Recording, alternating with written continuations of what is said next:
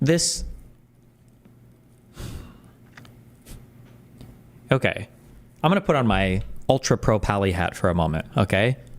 Because it's very frustrating watching, like, Palestinians doing, like, a victory lap on some peace deal and then trying to attack Biden over this, okay? So, the war in Gaza that happened over the last 13 months, okay, might have resulted in more Arab deaths than possibly every Arab-Israeli war combined, okay, since 1947, all right? Number one. Number 2, 3, 4, and 5, okay, the amount of military victories and geopolitical successes that Israel was able to carve out as a result of that war. We saw a weakening of the Houthis. We saw a obliteration of Hamas. We saw further subjugation of the Palestinian Authority, okay, increasing security ops in the West Bank. We saw the obliteration of, with Hamas top 3 leaders dead, okay. We saw Nasrallah finally killed, infamous leader of Hezbollah for decades, okay. We saw Hezbollah completely fractured. We saw the Assad regime toppled, finally, okay. Potential expansion or solidification of expansion into Syria. And we saw a severe undermining of Iran, okay. All of the utter humiliation. All of this happened over this, year-plus war between Israel and Gaza, okay? Between Israel and Gaza. The idea that anybody would clap their hands from the Palestinian side and say, oh my God, we have a ceasefire. Yeah, no shit. Israel got to persecute their full war, and I think that the outcomes that they got were far and above, I'll say it with a bit of lagging humility, I guess far and above what I think anybody would have ever predicted, okay? The idea that this is something to be celebrated from the Palestinian side, because we're going to be going back to October 6th, essentially. So here's what I'm wondering in terms of, like, outcomes. If Hamas is allowed to remain in power, what does this mean for the Palestinians? Probably obviously. There's going to be no permanent settlement to the issue. Obviously, there's going to be maybe be no union between the Gaza Strip and the West Bank. So no unified Palestinian government. Israel might still have cause to do the blockade. Israel might still have cause to restrict travel. Even if Hamas does exist in some form, it's going to be more isolated than it was before. And Netanyahu, I don't know what his popularity is like right now. I imagine it's probably higher after military success, after military success, after military success. And especially if he's able to bring home hostages after all of this. When I was in Israel, when those, I think it was 5 hostages were released, there was like a countrywide elation. People were so happy. Everybody that I ran into was so happy when those hostages came back. If you're getting 20, 30, 40, 50, 60, however many are left hostages coming back, bro, it is the most unbelievable victory lap for Israel and maybe Netanyahu that could, like, ever happen. And the idea that somehow this is like a victory lap for Palestinians is, like, so horrible. I don't know, man. Holy shit.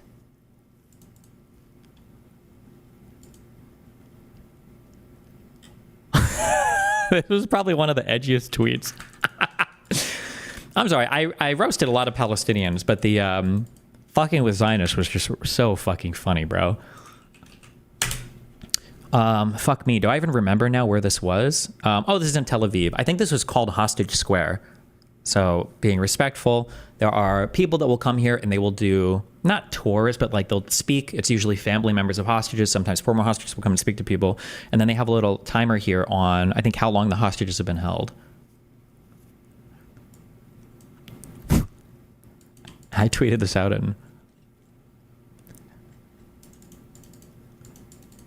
man, Zionists get ass pain. But anyway. Didn't the previous ceasefire deals fail because Hamas didn't have enough hostages? Do you think they'll somehow find new alive ones? No, I mean, it has to do with like how long the war is going to continue. I mean, like, Israel's not going to do this war forever, right? Like, at some point it's going to end. I don't know what other military operations they have to do with Gaza. I don't know what the fuck else Israel could even want in the region. What are they going to wait for the Ayatollah to collapse? Like, you're up so good if you're Israel right now. Holy fuck. You are up so good. Jordan and Egypt are big chillin', okay? Saudi Arabia is, and all of your Gulf friends are big chillin'. Qatar is still like mediating, I guess, disagreements between you and Hamas, whoever the fuck is left. Assad is literally flown to Moscow, okay? You were edging your Syrian borders the whole time. Remember, those borders between Syria and Israel, those aren't real borders. That's still just an armistice line.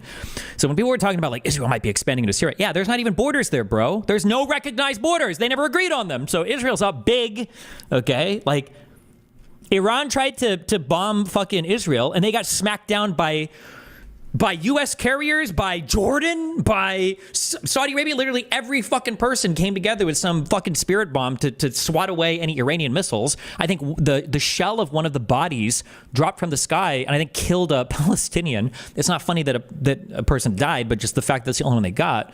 Like, it's just, they're up so good. If you are, dude, watching that video that's like, it's funny only because I'm not affected and it's so dark, but there's just like a dude walking in the street and this like the shell of this missile just falls out of the sky and fucking kills him. Like, how unlucky are you that you're that guy? Oh my God. That it just, it's so unlucky.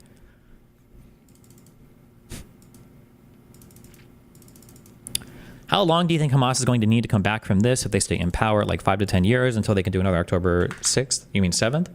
Can you explain what Trump contributed to the deal? I doubt much at all. Trump doesn't have to do anything.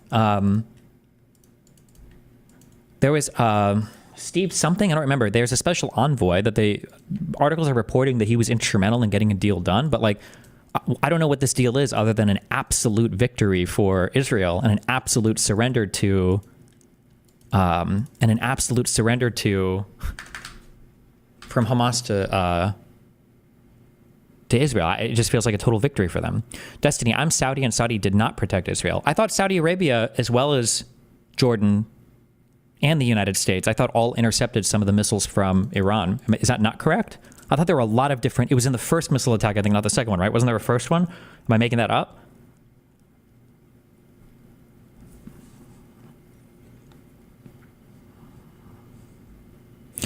A huge prisoner release of Palestinian prisoners is kind of a loss for Israel. I mean, meh, barely. But Hamas is still going to be in Gaza, no? Yeah, but I think, so now I'm going to give some weight to the conspiracy, right? But what is like, there's elements of truth to that.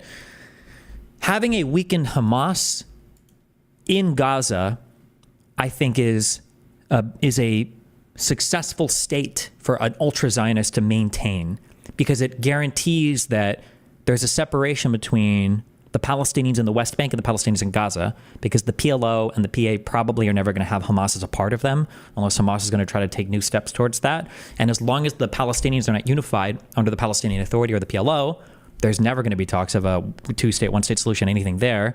It allows Israel to probably still have an excuse to maintain the blockade and the travel restrictions, which is good for them. It helps keep that territory under control. And it allows them to continue to expand into the West Bank, right? Like, let's see. Report. Gulf states, including Saudi Arabia, provided intelligence on Iran attack. Oh, okay. Maybe Saudi Arabia didn't shoot missiles, but they were just providing intel, I guess. Jordan was actually shooting missiles, though, right?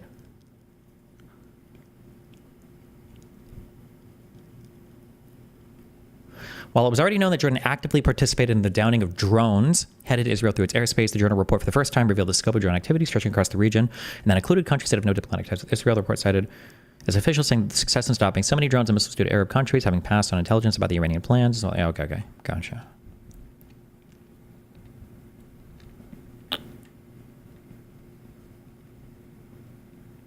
Yeah, but the whole conflict was such negative PR for Israel, especially for young people.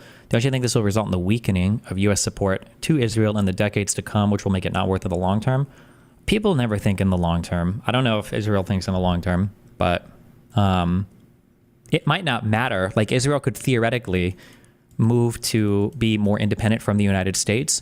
I don't know. Like, I don't think I'm that smart to predict or understand like what Israel's relationships are like with all the surrounding Arab countries absent the United States. I'm not sure. But I mean, like, if Israel is buddy-buddy with the Gulf, who else? The question too is like, who else can even fight? Like, I'm still not convinced that there's like, that Saudi Arabia even has like a real military or anything. I don't know what is in that country. Like, I don't know how Saudi Arabia has been at war with the fucking Houthis for a decade and like nothing is, I don't know what the fuck, I don't know if their airplanes are not real or if the guns don't shoot real bullets. I don't know. I don't know what Saudi Arabia has for a military. I truly do not understand. I have no fucking idea. Egypt is just big chillin'. I don't know what they do militarily. Syria's been in a civil war for fucking ever. Hezbollah and a whole bunch of different Syrian groups fight. I don't know what Iraq's military looks like, and Iran usually fights with proxies. So I feel like Israel is literally and I think Israel is the only nuclear power, save for Pakistan, which I don't think has much active involvement in the Middle East right now. I think they're mainly concerned with fighting around with like China and India. So I feel like Israel is like the big boy in the region now. Turkey is stronger than Israel. They might be. I'm not sure. I don't know what Turkey does besides killing Kurdish people. No offense. It's on either side.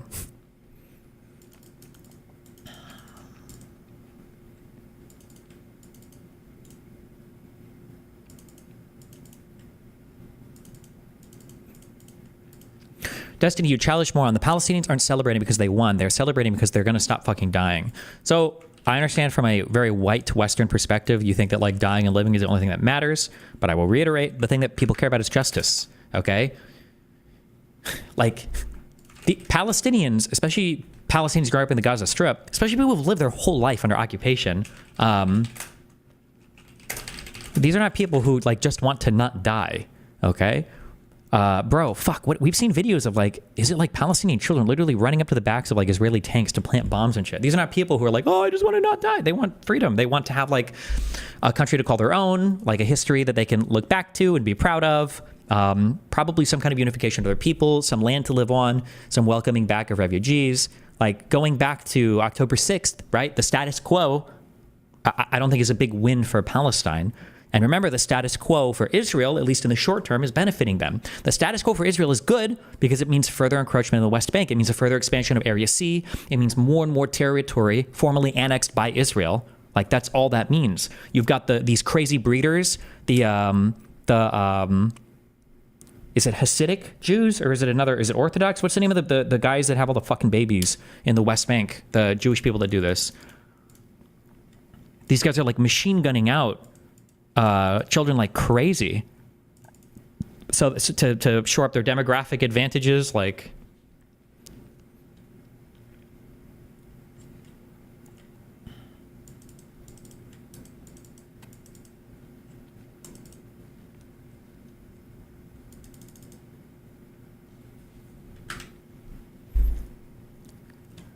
yeah.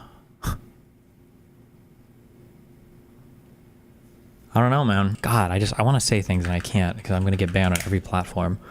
I'm getting radicalized. Why? If only this guy would have... If only he could have, do you know what I mean? Like...